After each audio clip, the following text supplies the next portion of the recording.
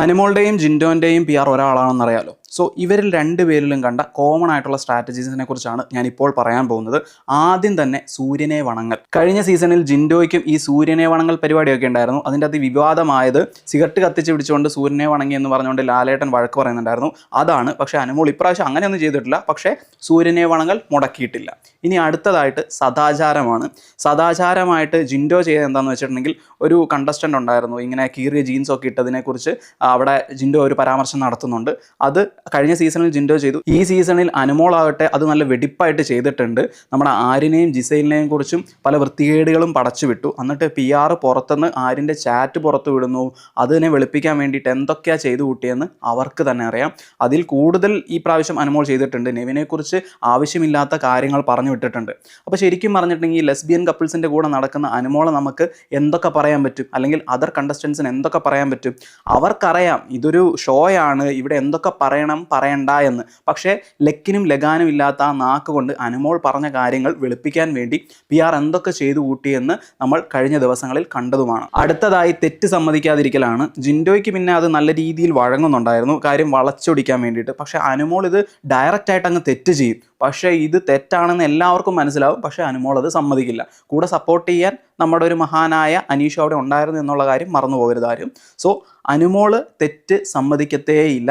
ഇത് ജിൻഡോയ്ക്കും അനുമോൾക്കും കോമൺ ആയിട്ടുള്ളൊരു കാര്യമായിരുന്നു. അടുത്തതായിട്ട് ഇല്ലായ്മയെക്കുറിച്ച് പറയലാണ്. കഴിഞ്ഞ സീസണിൽ ജിൻഡോ ഇല്ലായ്മയെക്കുറിച്ച് പല തവണ എല്ലാ ആഴ്ചയിലും വേണമെങ്കിൽ എന്ന് പറയുന്നുണ്ടായിരുന്നു. പക്ഷേ അതിന് തത്തുല്യമായ വീഡിയോസോ കാര്യങ്ങളോ ഒന്നും ഇല്ലാത്തതുകൊണ്ട് കുറേ ജനങ്ങൾ വിശ്വസിച്ചിരുന്നു. പക്ഷേ അനുമോൾ ഇല്ലായ്മയെക്കുറിച്ച് കുറേ വിളമ്പിയപ്പോൾ ഈ ചോരുന്ന വീട്, പിന്നെ 100 തേങ്ങ പൊതിച്ചു ഒരു ദിവസം, പിന്നെ ഒരു മരം കൊടുത്തിട്ടുണ്ടെങ്കിൽ വെട്ടിക്കീറി അടുപ്പിലേക്ക് വെക്കാനുള്ള പാകത്തിന് ഇട്ട് കൊടുക്കും, എന്തൊക്കെയായിരുന്നു അത്. സൗദിയിൽ പഠിച്ചു വളർന്നവരോട് പറഞ്ഞാൽ ഓക്കെ, ചെറിയ കുട്ടികളോട് പറഞ്ഞാൽ ഓക്കെ. പക്ഷേ ഈ കേരള ജനതയോട് മൊത്തം പറഞ്ഞിട്ടുണ്ടെങ്കിൽ ഞങ്ങളൊന്നും മണ്ടന്മാരല്ല അനുമോളെ എന്നാണ് പറയാനുള്ളത്. പിന്നെ എന്താണ്, ഞാൻ കുക്കിംഗ് ഒന്നും പഠിക്കാതെയാണ് ഞാൻ ഇവിടെ ഒന്ന് കുക്ക് ചെയ്യുന്നതെന്ന് പറഞ്ഞിട്ട് അതിനുള്ള തെളിവുകൾ കുറേ വീഡിയോസ് എനിക്ക് തന്നെ അയച്ചു തന്നിട്ടുണ്ട് കുറേ പേർ. ഇതൊക്കെ ഇല്ലാത്ത കാര്യങ്ങൾ കെട്ടിപ്പടച്ച് വിടല്ലേ അനുമോളെ എന്ന് മാത്രമാണ് പറയാനുള്ളത്. സോ ഇത് കണ്ട് വിശ്വസിച്ച് കുറേ പേര് ഫാനായി മാറിയിട്ടുണ്ട്. അവരൊക്കെ മനസ്സിലാക്കേണ്ടത് നിങ്ങളെ പൊട്ടന്മാരാക്കുകയായിരുന്നു. കഴിഞ്ഞ സീസണിൽ ജിൻഡോ വിന്നറായത് കേരള ജനതയെ പൊട്ടന്മാരാക്കിക്കൊണ്ടാണ് എന്ന് രജത് സാർ പറയുന്നുണ്ട്. അതിന് തുല്യമായി ഈ സീസണിൽ അനുമോൾ വിന്നറായിട്ടുണ്ടെങ്കിൽ പറയേണ്ടതായിട്ട് വരും. പക്ഷേ ഞാൻ ആ ഗണത്തിൽ പെടില്ല. ഞാൻ അക്ബറിനെയാണ് ഇപ്പോഴും സപ്പോർട്ട് ചെയ്യുന്നത്. സോ എനിക്ക് പറയാനുള്ളത്, അടുത്ത തവണ ഇതേ സ്ട്രാറ്റജിയുമായിട്ട് ഒരാൾ വന്നിട്ടുണ്ടെങ്കിൽ പുറത്തൊരു PR ഉണ്ടെങ്കിൽ മാത്രമേ ഈ കാര്യങ്ങളൊക്കെ വെളുപ്പിച്ചെടുക്കാൻ പറ്റുള്ളൂ. ഈ വെളുപ്പിച്ചെടുക്കുമ്പോൾ മറ്റുള്ള കണ്ടസ്റ്റൻസിന് അത് നെഗറ്റീവായി മാറുകയും ചെയ്യും.